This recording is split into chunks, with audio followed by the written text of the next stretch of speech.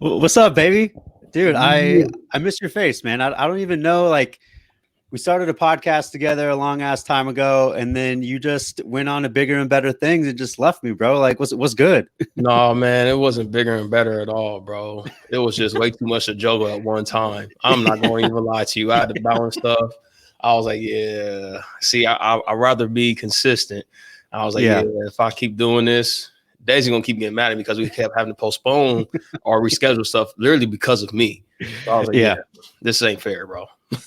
No, man. All of this stuff is all absolutely okay. I mean, I feel like I've gotten a front row seat to like your path. You know what I mean? Yeah. Like for our listeners out there, like let's welcome Matt once again. Shout out Men of Purpose podcast, something that Matt and I developed together. When we first started chatting, it was like we said like 3 years ago, 4 years ago. Yeah, Rory was still because King was still like brand new, right? Brand new. He wasn't even out yet. Nah, think about it. He Actually, was pregnant, bro. At the yeah, time. you're absolutely That's right. 3.5, 4 years ago. Shit. God damn it. So yeah, Matt and I started just developing this idea to jump on a podcast together. And around that time, you're still like trying to finish up the PhD, which just recently happened. And we'll definitely get into that. But we started talking around that time. And since then, man, you've just been leveling up. And like with this transition in the podcast, like the Can't Believe I Made It podcast, the thing that I've been really trying to make sure that we get the message out is people's own hero's journey, right? Looking at the habits, looking at the triumphs, looking at everything, dude. So for our listeners out there, I think this might be the first time that you're announcing this on a pod, unless you've been cheating on me somewhere else, bro. But No, introduce yourself and your title right now, because this is a big freaking deal, man. I'm super proud of you, bro. I appreciate you, bro. So my name is Matt Frakes, or Dr. Matthew Frakes. Yeah, why don't you put Dr. Frakes up in your intro yeah, right there, man? What the hell? Doctor, I can't. How you work this? How you rename this? But anyways, it's too late, man. It's too late. It is what it is. So, Dr. Matt Frakes, I'm the director of sports nutrition here at the University of Notre Dame. And yeah, I just got chills right now. It's so crazy to say because of the simple fact of, I'll be honest with you, man, and we know the demographics and we know how our field is. So for me to make this move and take this role at a prestigious university like this, and I'm the director of sports nutrition for the entire department, and I only work with football, so I'm the football dietitian as well. It's breaking down every barrier that I've ever could imagine or dreamed of. So, but yeah, I've been here since May 24th was my first start date. I remember that to the day because I was like, that's where another part of my life has changed, man. It's insane. So, it's been a blessing. Wow. I didn't have nothing but have full support. Yeah, from every angle, and it's just been insane. Man, I remember when you announced it. I think it was on Facebook. You announced it, man. I got chills because like I see how hard and dedicated you are to not only just the grind and the performance and dietetics, but to like these people of color out here who are trying to make sure that they're doing the best that they can so that they can get an equal look. And let's be honest, that's not happening, right? And so, man, I got chills. So let's kind of dive into the process a little bit. So tell me a little bit about like what happened, how you got there. Because the last time we spoke, you actually had jumped on the pod and you had just gotten, you just gotten dollywopped by your old work, right? Oh like, man, sit down. Like that was the last conversation we had on the pod actually. So So what was it like? What was the process? How this happened was a blessing, man. I would say because of the simple fact. So what Desi is talking about, if you recall, last time we had a conversation was with Deanna and Tamara about we were talking about as far as the transitions and also us being as people of color in the field of dietetics and everything as well. And I had dropped in there that I didn't get the job as a director at my last place I was at. And it wasn't the fact I understood the decision and everything as well. But at the same time, it was still to where it was like me. And this is anybody. If you're competitive in anything that you do, that you feel like you're the best, thing when it comes in that role and within that decision. So, I was very sick. I was salty, for better words. I was very salty, and that's the coming out of me. So, but I was very salty at the time. I was very down on myself at the time too, because I felt like that was the time that I should have been in a lead role, because I had everything I felt like in place and the experience in place. Like, yeah, I'm a young dietitian, but at the same time, I had everything in place, and my leadership and everything has spoke for itself from all I've done in that short amount of time. I've done stuff that people 15, 20 years here in this field have not done yet. You know what I'm saying? So it's just from all that time, didn't get the position. And I was like, okay, well, I'm just going to stick it out. And I was literally considering, we was thinking about making my role an associate director role, being basketball only, not being stretched so thin, and just going that route and just being associate director there, just waiting it out, because I love Louisville and I love being there. I love the city. Everything was phenomenal. It was close to family and everything as well. And then, let's see, I was at the ACC tournament, and after the men's didn't get selected for the NCAA tournament, which was, that was the craziest thing I've witnessed too, because I witnessed that in person, because we really thought we were in there. Then I went to the women's tournament, and we were there in the bubble for long period of time, for about 2.5 weeks. Y'all had a good run too. We had a phenomenal run. I can't be more proud. Well, you ran into us, right? So it was University of Arizona. Was that? Did we play Louisville? No. We was other on side. the docket next. Yeah, we were on the docket next. Other side. We were going to play you guys if we would have advanced, but we got beat by Stanford. So exactly. Those women were killers, man. I'm telling you, man, their 3-point percentage. I was like, wait, what? that team, like, just to witness it, because that was also my first time I truly got to travel with my girls. Because I was stretched so thin. I had men's, women's basketball, volleyball, softball. So it was just in the sense of, I finally got to travel with them, and I was able to build a relationship with them in that bubble. And obviously you have to, because you're all locked in together. So and really got to see their work ethic, really got to see just the type of character that entire team was, the staff was, and just get that experience. It was phenomenal, man. And on the men's side, it's the same way, but the girls, it was special. And they had very special players. So I was blessed to be a part of that.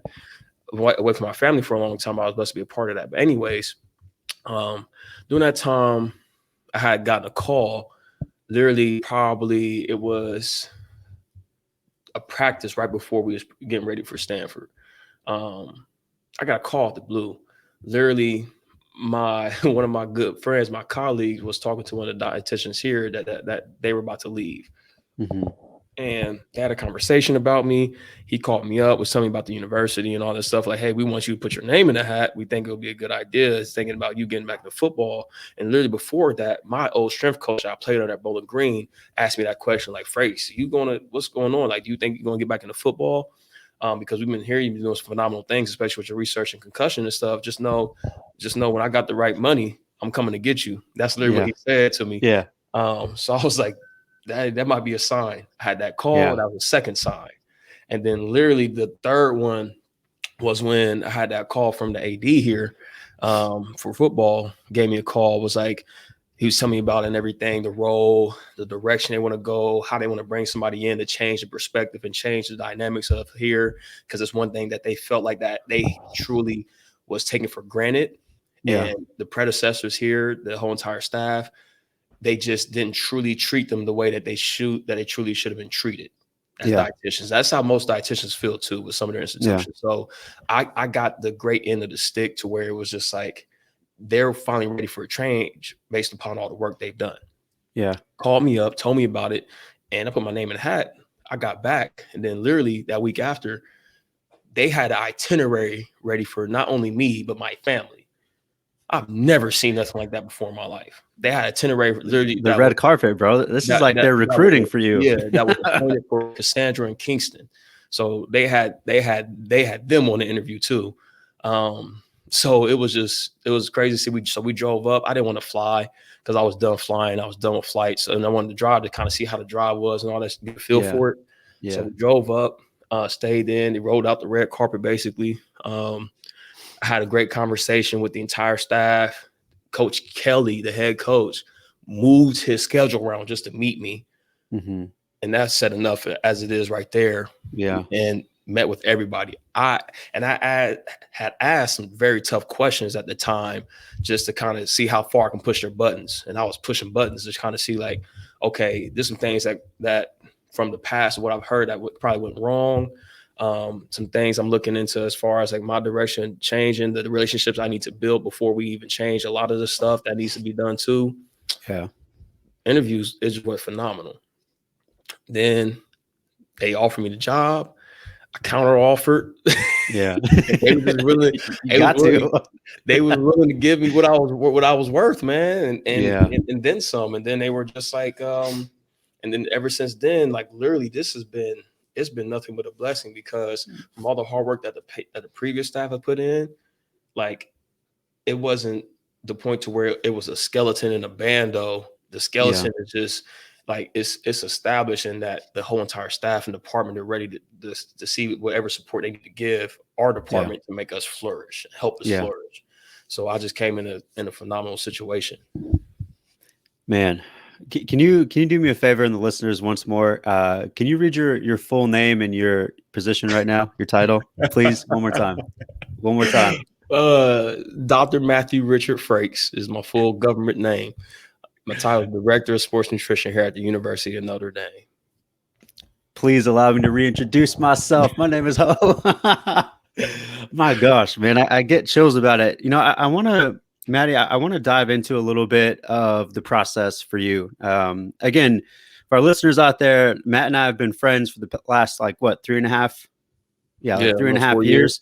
Yeah. We never get the timeline right. We've been friends for the last like 4 years. And I've gotten to see him be really successful at who he is as a man and allowing that to really help him with opportunities. And so there's a quote, Matt, that I really, really love. And as you were talking about this, I'm thinking about all the concussion work that you've done, thinking about your PhD, thinking about how great your wife Cassandra is, like what she's really good at. I'm just thinking about like the whole process. And this quote got brought up and I wanted to look for it so that I didn't butcher it because I've always really loved it. So luck is what happens when preparation meets opportunity, right? So as you were talking about that, I thought of that quote and I just wanted to throw it out there. So can we talk about the preparation of what has gotten you to where you are today? Because again, the concussion research, right? Getting your PhD, being a football guy yourself. I mean, can you speak on how those things have prepared you for what you're doing today?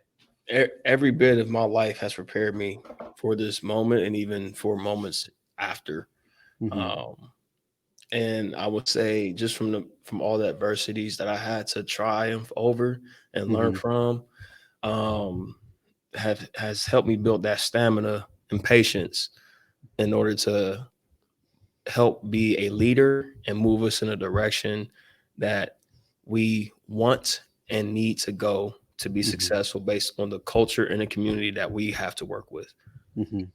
So I would say that from those adversities, in a sense, just from all the troubles I have gotten into, from all the stuff as far as from the instability, from the socioeconomic classes I had to move through growing up as well with my family and I, just even having to move all those times as kids, from even to having to leave one university to transfer to the next, from having to find out who I am and just get myself out of my mindset of what I was used to being exposed to, from that demographic of low income and poverty and all that stuff, and me being the first person to graduate my family at all levels in college. It's prepared me to have that what I love to say, love pain to achieve glory. And I got that tattoo on my chest. So that was part of it. And then even to the point to where it was like, I've lost a lot of people from this time and still having to try to stay focused to it, where I've lost a friend for doing something stupid that he had no business doing at all. Yeah. I've lost my cousin died from cancer when the first month going into my doctorate program Mm-hmm. and having to go to New Jersey to be a pallbearer for her. Yeah. Losing my grandmother literally right before I moved, then still having to stay focused to go, like I'm still going to go and do that too. Then at the same time, getting married, roller coaster rides, then losing my father right after we got married that same year, having to be home for a month and a half to be my dad's caregiver, and to see him, take his last breath with my brothers and stuff. So, and then having to make the sacrifices to do what's best for my family and put them first, to where it was against what I thought was the best thing, that for my career, I put my family first. It was like, okay, yeah, I'm the associate director for Louisiana Lafayette. I actually got offered the job for the director job there. So that was gonna be my first director job. Mm-hmm. And I turned it down because Louisville had offered me, and it was a step down, but not necessarily because it was closer to family. My family's from Louisville. So I took that job. And that was where I felt like I was a failure, because I went from going for a leadership job to now just back to being one of the soldiers in the army. Yeah. And that's probably a poor reference to put it as, but yeah, one of the dietitians on staff, essentially. Yeah. And then within that year, I was just doing whatever I could to take care of my athletes, like I always do. I just put people first, and like I always do. That's how I've always grew up. My family, my mom and dad took in our friends whenever they when they were in down bad situations, as you would say, or have family issues, and they had to stay with us for a little bit. So I'm just so used to that and seeing you having to sacrifice for your fellow individual. Yeah. My parents did it. So it was just to a point to where, okay, now, and that's how it's carried over to my leadership style and to me as an individual, because I'm always going to try to do whatever I need to put my family first, above my own means or above my own what I want. And then the same thing as far as whoever's a part of my team, putting them first as well.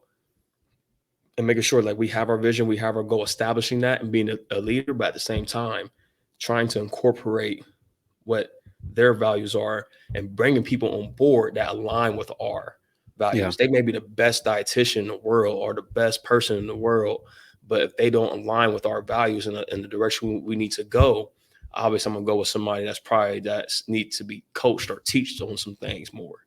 Yeah.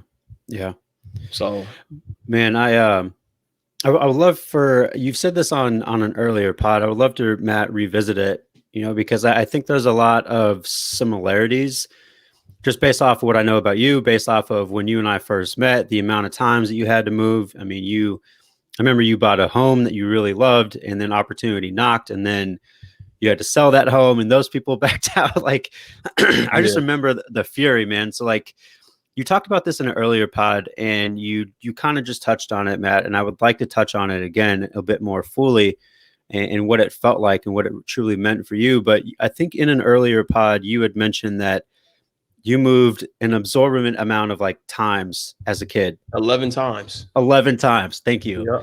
So 11 times, right? And you kind of touched on that. And I would love to touch on it a little bit more, because I mean, this podcast is about the hero's journey. This podcast is about overcoming triumphs. Like this podcast is about the hero's journey, right? So can we dive back into that? Like, what was that like growing up? I mean, 11 different times, and now in adulthood, like since I've known you, like 5 times.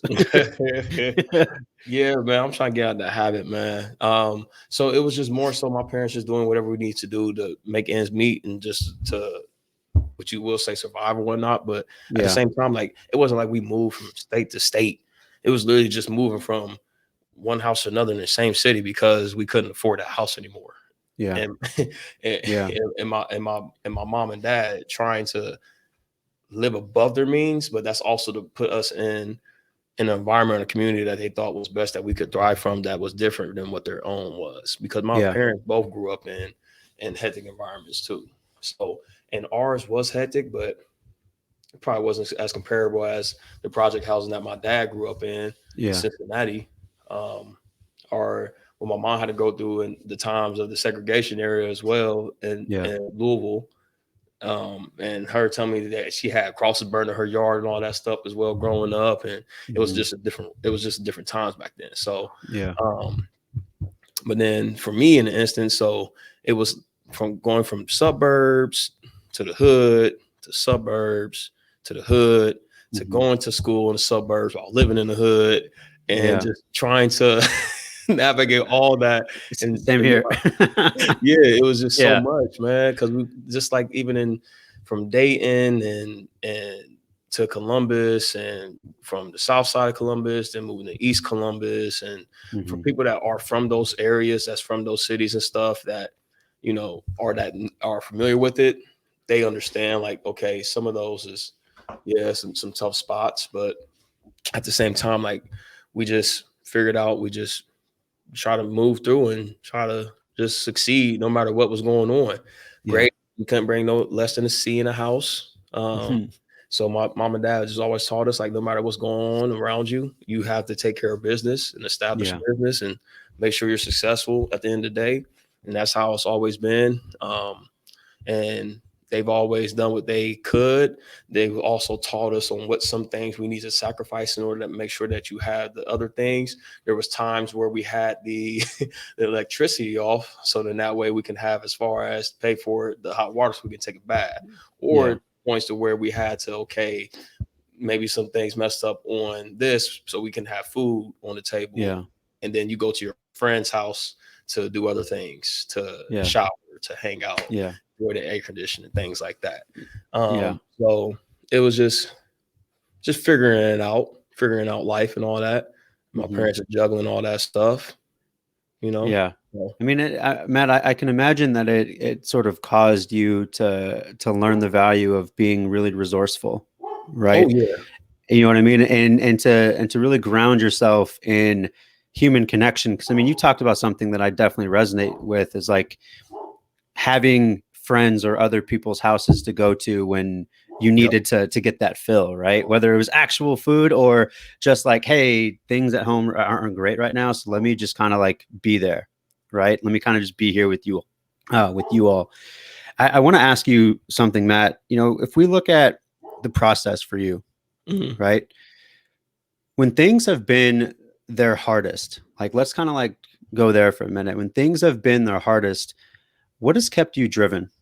I mean, I get to see this as a friend, right? And so I'm like, dude, I think I have an understanding about what drives Matt. Dr. Frakes, my bad. But Matt, when things were at their hardest, what kept you going, man? Man, it's it depends on what stage you're talking about. So I would say,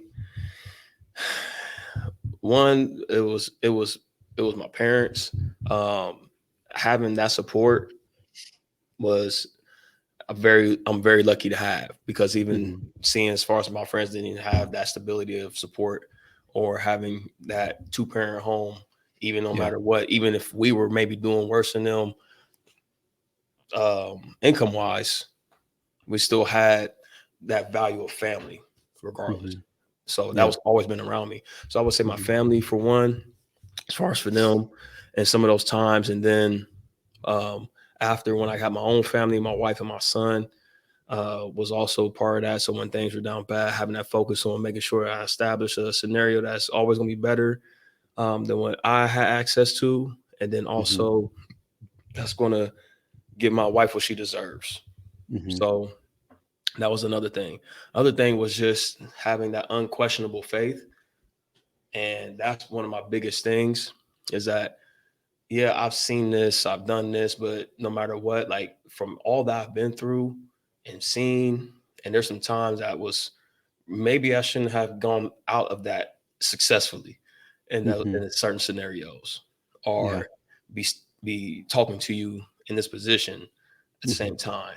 And then I still, even after prayer or after that situation, being shown that, all right, when I start making some decisions, I'm not going to give you too many different chances or so many other chances. And that's just unquestionable faith of like, okay, if I make this decision, yeah, maybe what I'm not used to or put me out of my comfort zone, but me making this decision has led me into a positive direction. Yeah. And just having that faith that that positive direction is going to occur. And I think that's something, Matt, that you've described in earlier podcasts is, your faith being a really huge value for you. When I look at high performers like yourself, Matt, like the thing that I really, really love to do, and this is why like we're seeing this evolution with this podcast and a lot of what I'm doing, is because like when I see someone who is really successful, someone that I look up to, someone that motivates me, right? And definitely, my friend, you are one of those people. I like to look at like, what are their habits? What are their values? Because I got told this a long time ago by an old mentor, like success is in the details and success leaves clues, right? Yeah. And so if you could leave some clues for our listeners right now, like what habits or values are you practicing today and possibly throughout your process that you can shed some light on, like, hey, like this is no damn accident. Like I'm here. Yeah. I say one thing is first finding time to take care of myself. And for me, that means getting up early to train or work out, or it may be to read something that's outside of nutrition. Yeah. Something else. I like to think outside the box. I like to get perspectives from different areas as well and have conversations with people from different areas as well, because that also helps you become better in your perspective field. Yeah. And then the other thing is prayer. So between those three things in the morning, that synchronizes as far as like how my daily routines can be. It's either lifting and then prayer then reading, or just prayer and then going by my day, depending on and just being understanding I can be flexible with all that. Yeah. So that's one thing, being flexible and taking care of myself. The things that as far as I'm practicing is along with that self-care is also prioritizing my family and making sure that my family feels established and cared for, and making time to do so, and balancing the long hours of my position with also what can be done right now, and then what needs to be on the backside, and that does not interfere too much with my family time as well. And then also establishing that I'm not going to go anywhere that doesn't prioritize family too. I'm not going to work anywhere that doesn't prioritize family. It could give me all the money in the world, but if I can't bring my family around, or if I cannot make time to spend with my family, and I want nothing to do with you. So that's a nice little balance. Exactly. So those are the two things I'm practicing right now: self-love, the love of my family, and then also finding time as far as in the areas for me to continue to grow as well as a man, whatever that may be, having some self-assessment on what are my weak points, and figuring out, okay, what can I learn, or who can I talk to become better in these areas. Because that has all aligned and added up for me to be where I am today, because the simple fact of that has allowed me to, again, as cliche as it sounds, step outside my comfort zone, but also be comfortable in being uncomfortable. I love that. We've talked about geeking out about that saying too, being comfortable with uncomfortable, right? It was actually one of the titles of our earlier podcast too. So it's awesome to see this kind of come full circle, Matt, and to see where you are right now, and to see you to continue to flourish. I got to ask you, like a person in your position right now, what are your thoughts on imposter syndrome, and do you encounter it? Oh yeah, I counter every single day. First of all, I'm like one of the only Black male dietitians here in the country that has this type of role. The only other one I know of is my man Isaac over there in Indiana. So hell yeah, I have imposter syndrome. And plus, I'm somebody that doesn't come. I come from the complete opposite scenario of my student athletes.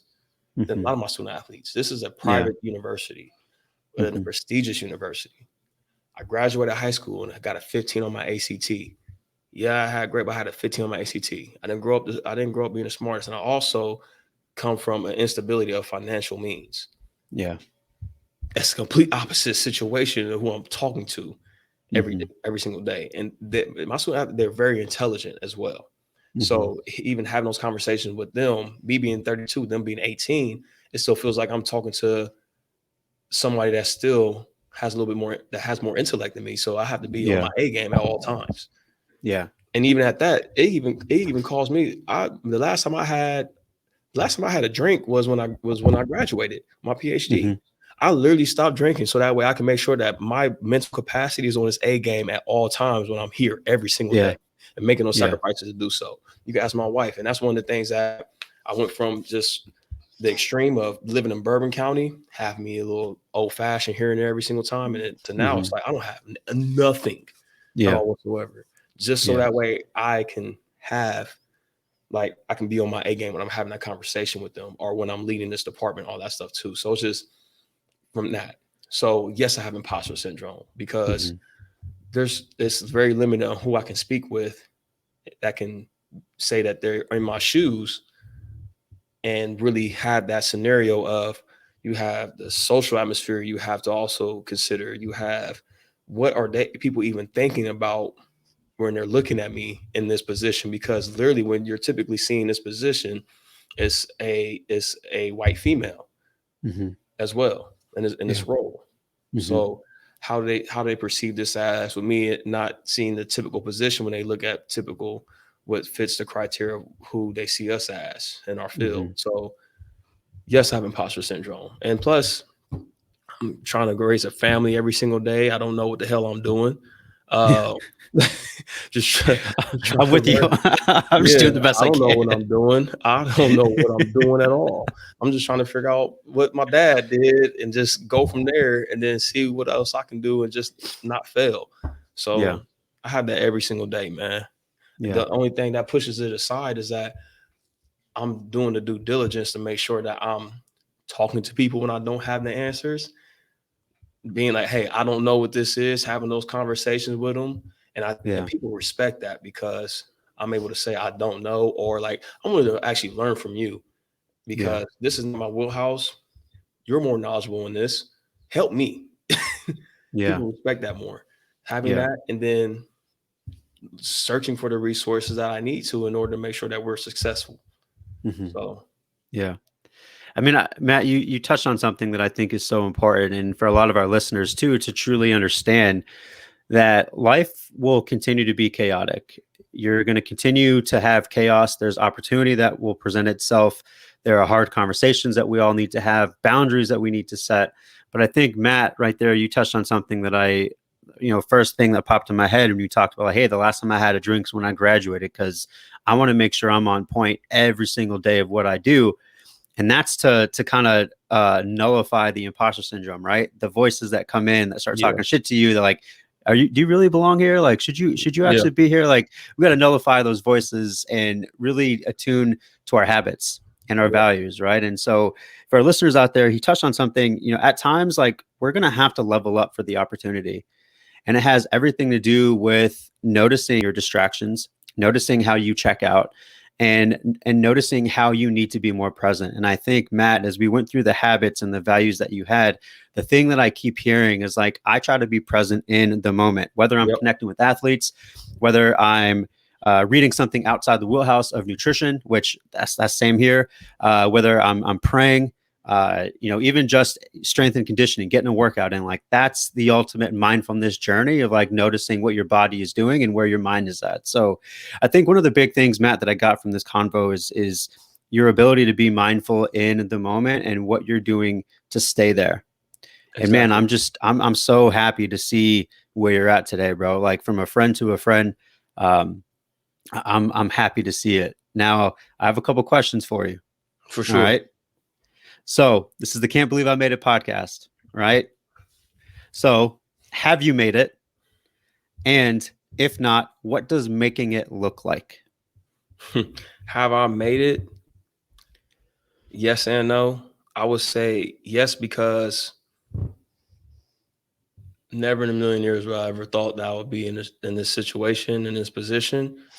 And when I go back home and I go back to the city, and I go back to my mom's house, and I pass Livingston and Lonsdale, drive down Lonsdale, and I see exactly where we live at now, where my mom lives at now, and and driving through all these neighborhoods when I just went home last weekend and went down Lockbourne and Livingston, and then just seeing like just where we grew up at and Shady Lane and all that. And then went to Dayton to see my father, and then went down 3rd Street and just looking at all these areas, man. I'm just sitting like, damn, like, what the hell? I come from humble beginnings. Yeah. And to be where I'm at, never. Even my family or my friends still, it's like, bro, I still can't believe like you're where you're at right now, bro. Yeah. It's impossible. Yeah. Like, you're doing something legendary right now. And I started that imposter syndrome. So I would say yes to that capacity, because I'm trying to inspire the people around me to say like, look, bro, like whatever we come from or like the situation that you in right now, trust me, you can make something happen regardless. Mm-hmm. And then the other thing was I would say no, because I'm never satisfied. I don't know what it looks like. I'm open to whatever it looks like. I say like, this is where I couldn't dream of being anywhere else or being a lead somewhere, but you never know. It could be the Lord has my path to be an athletic director somewhere, or to move in that role and to mold other young professionals or other young leaders that are prospective directors in their situations. Or it could be they want me completely out and I'd be an AD for a high school or something like that. Or I run my own business, and the plan he has for me is to do that. So it just, I don't know. I honestly don't know what it looks like. I know right now it's what it looks like right now, as in my yes category, and I'm gonna live it to the fullest. If opportunity presents itself and I pray on it and that's where I'm supposed to go, then I guess that's where I'll go. But as of right now, I'm solid. Yeah. I'm good. Yeah. You look happy, man. I'm happy to see it. You know, we were joking off air about when you get to work for a team, the gear that you get. So, like I said, man, I'm a large. For sure, man. It's the end of the year sweep. Oh my gosh, my guy, I'm so happy to see you where you're at, and to see where you've come and to hear from where you've come, man. I feel super grateful to have you as a good friend and being able to see your process. So, bro, last 2 questions for you. I like to have a little fun.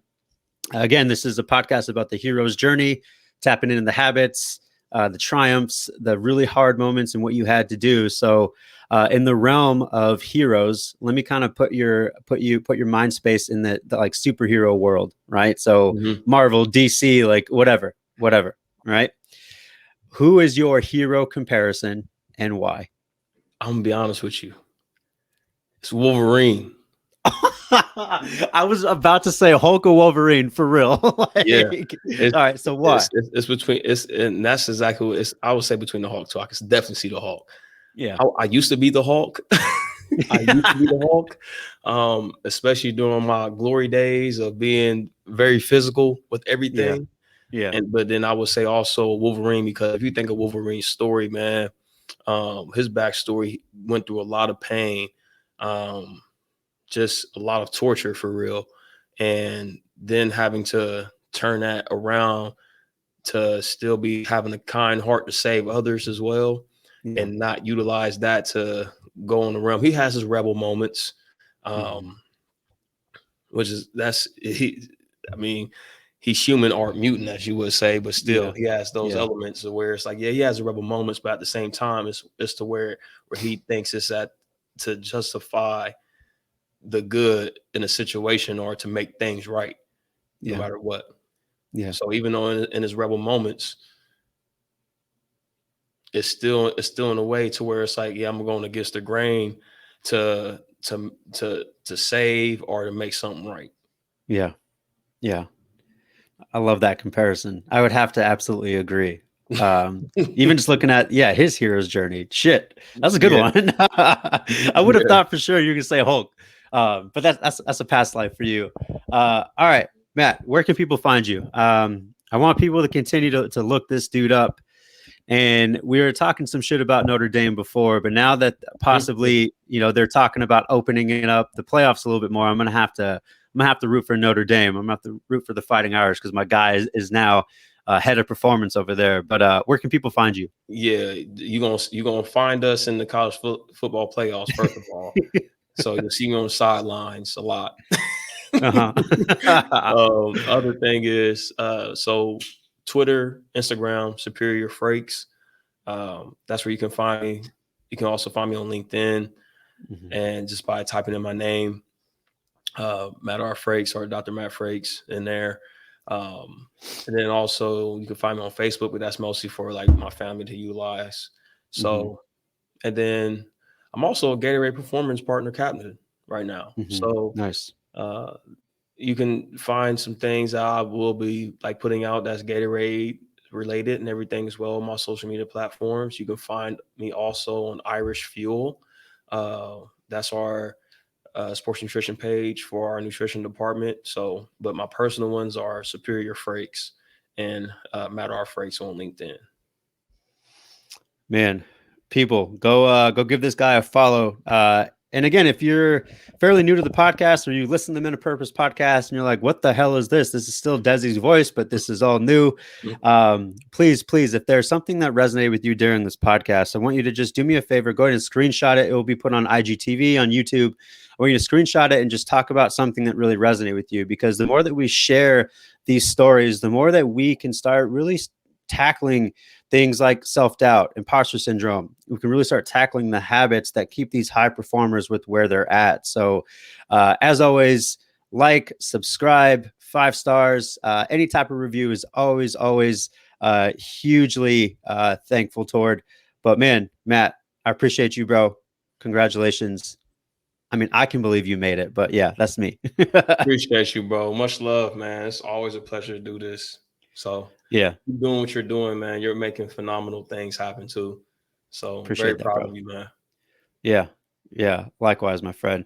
All right, y'all. I'll catch you all in the next episode. Much love to you all. Later.